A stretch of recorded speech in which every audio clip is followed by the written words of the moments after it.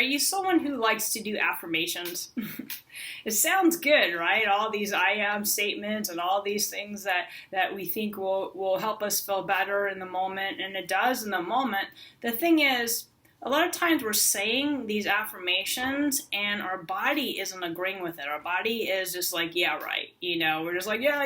In our head, it's like, I am beautiful. I am valuable. I am lovable. And you say it throughout the day. And it's beautiful because you want to reprogram your subconscious. But our subconscious is emotional, right? Our energy patterning is emotional. So we want to work with that patterning first to get it in alignment with the affirmations that we're saying, to get in alignment with the mindset that we want to create, to get in alignment so they're working together on the same team. Because otherwise we're efforting, we're trying, we're like placing our attention there instead of allowing things to kind of like expand into that awareness of it.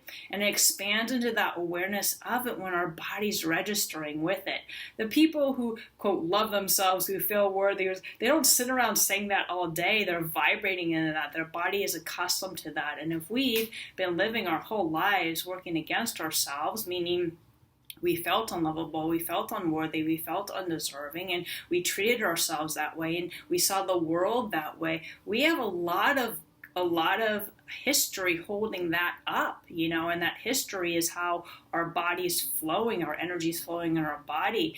And, that's why it's always important to work internally first and not try to force us to believe something that we don't believe.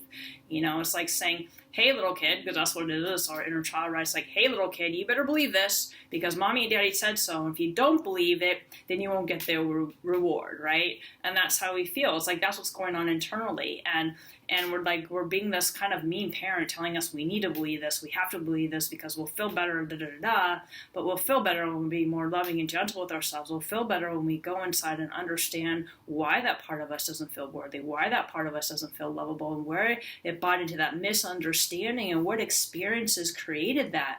We want to work internally because that's where true healing happens. That's where true self-identification, otherwise we're identifying ourselves with our conditioning, with the way the world told us that we need to be in order to be accepted, loved, and accepted by society. Our true identity is within us, within our shadows, within those places, those parts where we had trauma, where we had challenging experiences, and where we suppress our talents, gifts, and abilities because our parents or someone criticized us for our drawing or the ways we were expressing or whatever, creativity, or maybe we were playing soccer and my dad totally criticized me. And then, I always thought I was a cool soccer player, right? And then one day my dad screamed at me because I missed the goal. And ever since then, I just got really I'm the worst soccer player. And I played horribly after that. And, it's amazing the impact that has on us because of things that were told to us by authority, right? And as little kids, our parents are God. As little kids, our teachers in school are God. As little kids, even our older brothers and sisters are God. And we take in all that stuff. And when it's screamed at us, with any heightened emotion, that's when it gets stored in the subconscious. That's what we remember the most, right? So a lot of us, we have tons of memories. We had years of childhood, right? So many of us remember only the bad things, but there's a lot of good things too, so it's like if we kind of just relax into that and remember those good things, we could also remember that, hey, you know what, I am lovable. Yeah, I am worthy. So we need evidence of that. When that evidence starts flowing in our bodies, now when we say the affirmation, we have what is it called? Confidence, but what is it called? We have evidence. We have evidence that it's true because we have experienced that, because we remember a time where we did feel loved, where we did feel safe, where we did feel nurtured, where we did feel cared for, we did feel all those things, because we have tons of memories. Memories aren't necessarily true either, so we got to be careful about that. I never put memories into my clients' heads, and I advise you, not to create false memories either. How do we know if they're real or false? I don't know.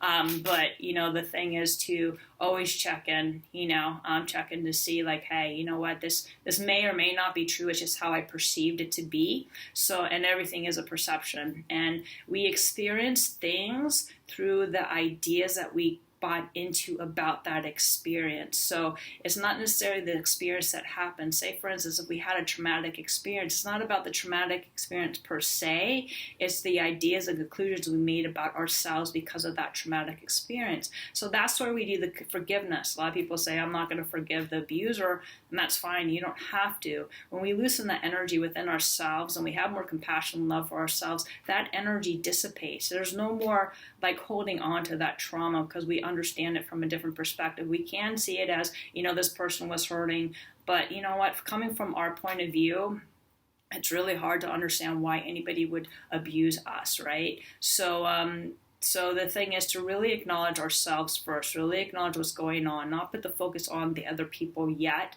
We can do that later on, but first clear up that energy within us. First clear up, bring love to that part that got hurt. Bring love and understanding, have that part of us have a better understanding as to what happened, And this is how we make affirmations work, because now we're like, oh yeah, I am totally lovable. That didn't have anything to do with me. That had to do with this crazy person that didn't know how to deal with their own emotions or didn't know how to deal with whatever was going on. They tried to put that on to me, and I know that I'm still lovable and I'm valuable and I'm worthy regardless of what happened, right? So now when we say I'm lovable and valuable and worthy, we're like, yeah, I am, just because I'm a child of the divinity, but we need to uncover all that stuff that's covering up our truth, and we uncover it, we're aligned with that truth, and we don't even need to say the affirmation anymore. We radiate, we embody it, we are it.